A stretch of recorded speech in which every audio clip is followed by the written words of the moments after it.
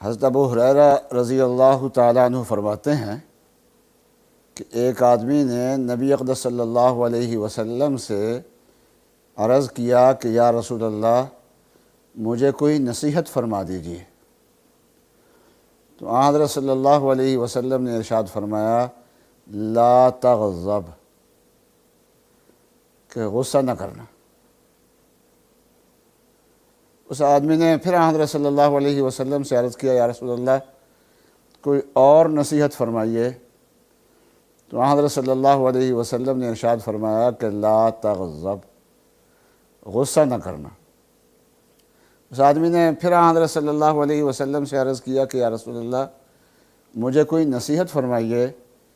تو تیسری بار بھی آن حضرت صلی اللہ علیہ وسلم نے یہ ارشاد فرمایا لا تغضب، غصہ نہ کرنا۔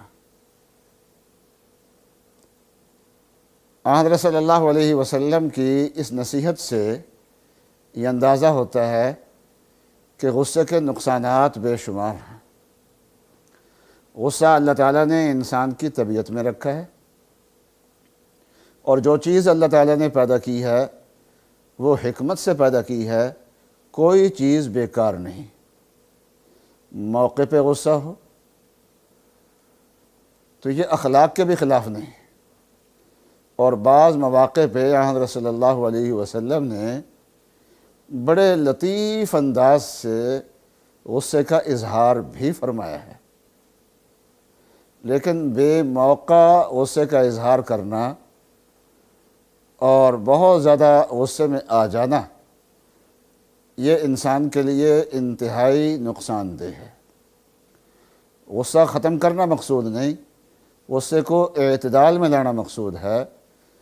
جب انسان غصہ جو ہے اعتدال سے باہر ہو جاتا ہے اور بے جا غصے کا اظہار کرتا ہے تو یہ بذات خود ایک گناہ ہے، اور کئی گناہوں کا یہ پیش خیمہ بھی ہے۔ سب سے بڑا نقصان تو یہ ہے کہ شعب الایمان میں حدیث شریف ہے کہ رسول اللہ صلی اللہ علیہ وسلم نے ارشاد فرمایا کہ ان الغضب لیفسد الایمان کما یفسد الصبر العسل، کہ غصہ ایمان کو ایسے برباد کر دیتا ہے جیسا کڑوا ایلوا شہد کو خراب کر دیتا ہے۔ شہد انتہائی میٹھی چیز ہوتی ہے اور باقی چیزوں کی کڑواہٹ کو ختم کرتا ہے، لیکن ایلوا شہد کی مٹھاس کو ختم کر دیتا ہے۔ اور دوسرا نقصان یہ ہے کہ اس سے لڑائی جھگڑے پیدا ہوتے ہیں، گالم گلوچ اس کی وجہ سے ہوتا ہے۔ تو رسول اللہ صلی اللہ علیہ وسلم کا ارشاد ہے کہ سباب المسلم فسوق وقتالہ کفر، کہ مسلمان کو گالی دینا یہ فسق ہے، بڑا گناہ ہے، اور اس سے عملاً لڑائی کرنا یہ کفر ہے۔ اور غصہ جو ہے یہ ان دو بیماریوں کی بنیاد بن جاتا ہے۔ اور اسی طریقے سے جب انسان کو غصہ آتا ہے تو وہ جس پہ غصہ ہوتا ہے اس کو ترقی کرتا ہوا دیکھنا نہیں چاہتا۔ تو اگر وہ ترقی کر رہا ہو تو اس غصے کی وجہ سے اس کے اندر حسد پیدا ہو جاتا ہے۔ اور حسد کے بارے میں حضرت صلی اللہ علیہ وسلم کا ارشاد ہے کہ حسد نیکیوں کو ایسے کھا جاتا ہے جیسا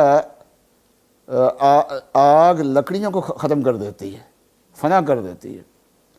نیکیاں انسان کی برباد ہو جاتی ہیں اس کی وجہ سے۔ اور اسی طریقے سے جب انسان کسی پہ غصہ کرتا ہے اور تو غصہ نکالنے کا موقع نہیں ملتا تو انتقامی پروگرام اپنے ذہن میں بناتا ہے جس کو کینہ کہہ دیتے ہیں، اور کینے سے ایمان سکڑ جاتا ہے انسان کا، اور انتہائی خطرناک بیماری ہے انسان کے لیے۔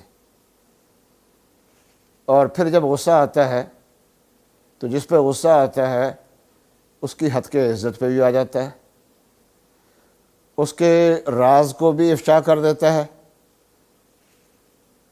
اور اگر اس کو کوئی مصیبت پہنچے قدرتی طور پہ تو اس مصیبت پہ خوشی کا اظہار کر دیتا ہے، جس کو عربی زبان میں شماتت کہتے ہیں۔ اور شماتت جو ہے یہ اس کا وبال دنیا کے اندر آتا ہے۔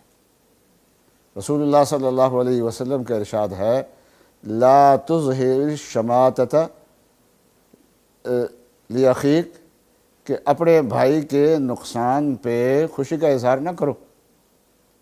اگر تم نے ویسے دل میں اگر خوشی آئے، یہ تو غیر اختیاری چیز ہے، لیکن زبان سے اس کا اظہار بھی کر دیا کہ دیکھا نا فلاں کا کیا بنا، فلاں کا یہ نقصان ہو گیا، تو نتیجہ کیا ہوگا؟ رسول اللہ صلی اللہ علیہ وسلم نے ارشاد فرمایا، فَيَرْحَمُهُ اللَّهُ وَيَبْتَلِيكَ، کہ اللہ تعالیٰ اس پہ رحم فرما دیں گے اور تجھے اسی مصیبت میں مبتلا کر دیں گے۔ جو مصیبت اور بیماری اس کے اوپر آئی ہے وہ تیرے کے اندر آ جائے گی۔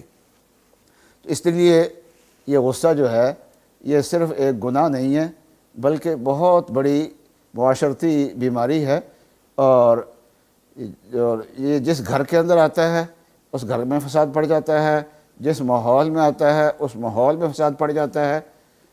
اس لیے حق تعالی شانہ نے جہاں جنتیوں کے صفات بیان فرمائے ہیں، وہاں ایک صفت جو ہے وہ بڑی خصوصیت سے بیان فرمایا، وَالْكَاظِمِينَ الْغَيْظَ۔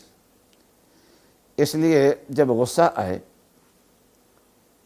تو اس وقت انسان یہ سوچ لے کہ اب میرے لیے دو راستے ہیں، اگر اس غصے کو نکالتا ہوں، اس کا اظہار کرتا ہوں، تو پھر یہ بیماری ہے اور ایک مہلکہ ہے، اور اگر غصے کو ضبط کر لیتا ہوں تو پھر یہ اچھا خلق ہے اور ایک ملکہ ہے۔